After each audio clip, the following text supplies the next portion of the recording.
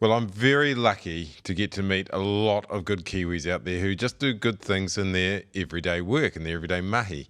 And I'm joined by one of them now, Gemma Cale, from the St. John's Ambulance. Gemma, how are you? Very well, thank you. Yourself? Very well. And we start every interview with something positive. Is there something positive you want to share with me?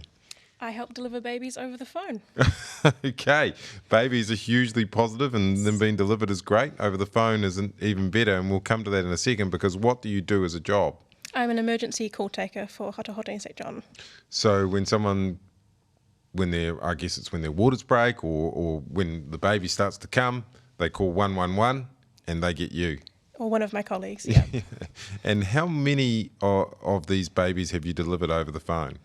I've completely delivered 19 babies, but I've lost count of how many women I've helped prepare, but the ambulance has come before the baby has. Oh, so there's actually 19 where the ambulance doesn't make it and you, talk them through it. Is that how it rolls? I guide either the mother if she's alone or her family member that's there with her and how to help deliver baby safely. So you've done that 19 times, Gemma? Yes. And is there a special name for this this club? You know, when you do this at St. John, is there a special name for... Yeah, so at St. John we have the Stork Club. So every call handler, when they deliver their first baby, get a little silver stork pin, which they can wear on their uniform. And most of them give them to me to colour, so pink for girls, blue for boys. Right, so you are sort of the queen of the Stork Club, I guess, with Yes. 19 of these. They do call me the baby magnet. The baby magnet. They call you the baby magnet. Okay, so what happens? Take me through one of these. It's just the mum. What do you do? A mum's having a baby. They can't. The ambulance isn't going to make it. The baby's going to come. What do you say? It's mainly about keeping everyone calm and preparing them to give birth, make sure we've got towels, a safe place for mother to labour, and just keeping control of the call so that they know that help is coming and they've got someone there holding their hand over the phone. Is that how you think of it? You're holding their hand over the phone? Definitely. And 19 of these, 19 times, doing this. I mean, is it nerve-wracking for you? Can you hear the baby cry? What's the best part of this for you? I think it's really special to be able to be part of someone's birth journey. A lot of the time, you're not the person they'd choose to be as a birth partner, but we are well prepared and well trained to be there for them. So I think it's really special to be part of that journey with them. Sure is. And you hear the baby cry when it comes out? Most of the time. The latest one I didn't get to hear him cry, so I was a little bit concerned. But the dispatcher who was talking to the ambulance that went reassured me that he was okay. And then I got to meet him, which was beautiful. Oh, wow. Well, take me through that, because do you often get to meet the babies? Do you hear from the parents or...? No, so as soon as the ambulance takes them to hospital, we don't get any further updates. And so when Kone and John sent an email through with some photos of Leonard for me to see, I got a little emotional, had a little cry. It was just so good to see him. And then they got invited to St. John to meet me, and I got to hold him, which made my week. Wow, this is Leonard. And I hear you right, he's baby number 19. He was baby number 19. Right, so they sent through some photos. Yes. And then you got to meet them. What did you do with Leonard? How did you help his parents? Well, when they called, he's baby number 2, and often consecutive babies come a little bit quicker. And they were on their way to hospital, just coming out of the house, and they didn't think they'd make it. So they got in contact with St. John, and I could hear her in the background. And there's like a tone shift when a woman is close to delivering. They're not going to make it to hospital. So I instructed them to stay home and then got them ready to deliver little Leonard over the phone. And it took, I think, 12 minutes. 12 minutes from when they called you to him arriving. Right, so they were on the way to the hospital. You pretty much turned them back because you could tell. And within 12 minutes, Leonard was born. Yeah, and then the ambulance arrived within a minute of him making his entrance. Yeah.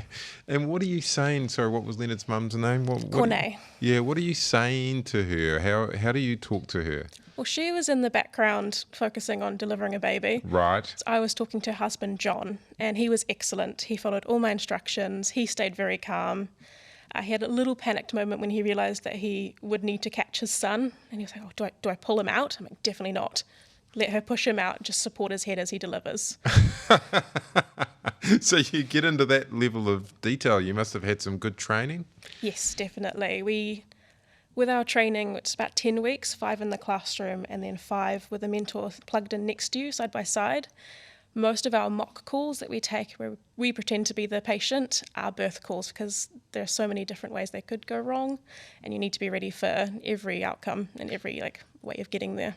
You must be really good at communicating with people over the phone. And in this day and age, a lot of people, that they don't even like using the phone. They want to email or whatever. Yeah. People are actually losing that as a bit of a skill, young people in particular.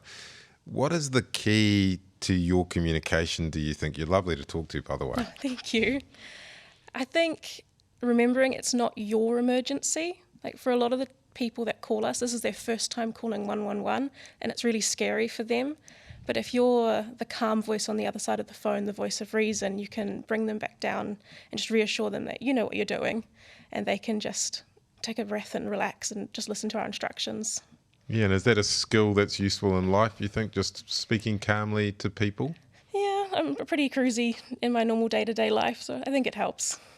Yeah, I presume there's other 111 calls that you don't like as much as these, because these are obviously a lot of fun. And are there 111 calls that you don't like taking? People when ones die, we get a lot of those, and sometimes it's not just old age, it can be quite traumatic. So it's a breath of fresh air when you're helping bring someone into the world rather than holding their hand over the phone while they leave it. Yeah, this is a sort of way to change up Yeah. some of the bad news, because you see it all in your job. Yes, definitely. No two calls are the same. And in terms of, delivering the babies and whatnot, is there a moment in there where you know that you've done the right thing and that the baby is going to be safe? When you hear baby crying for the first time and then the parents just gushing over their newborn and saying how cute they are or saying hello to them for the first time, it's a really emotional moment. So you can hear that a lot of the time, those first Yes, moments. if we can, we get them to put their phone on speaker so they've got their hands free. And so you can hear that first moment where they meet their baby for the first time, and it's very emotional for everyone involved. I'm sure it is, and there must be a good moment within the 111 room at that point. Yeah, one of our questions at that point, once baby's out, is the baby crying or breathing? And it feels like everyone in the room holds their breath, waiting for okay, good, dry baby off. Everyone That's the waits. next step, dry baby off. Yes, dry baby off. So very quickly, if there's someone at home, because you can give some top tips. What are the 5 things to do if a baby starts to arrive, or what are the key things to do if a baby starts to arrive? Know your address when you call us. First off, yes, we need to be able to find you. Get mother comfortable. Dry towels and a blanket to wrap baby in, and take a breath, keep calm. We've done this 19 times, so we'll be able to let you know how to get this through. It's that simple. Yep. Know the address, get mum comfortable, get the towels ready for baby, and a blankie. Yeah, and a blanket to wrap baby and keep them warm. And then what? Listen to our instructions. Yeah. And catch it as well. Yes, catch Good. the baby. Don't drop pull. the baby. Don't pull. Don't pull.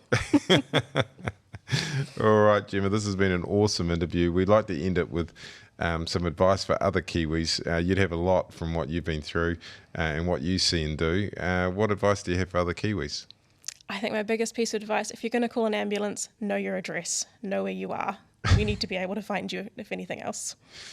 That's really good advice. Thank you very much, Gemma Cale. And hopefully you get number 20 maybe today. It could happen any time, couldn't Hopefully tomorrow, that's when I'm back on shift. it? Baby number 20. That'll be awesome. Cool, thank you for having me.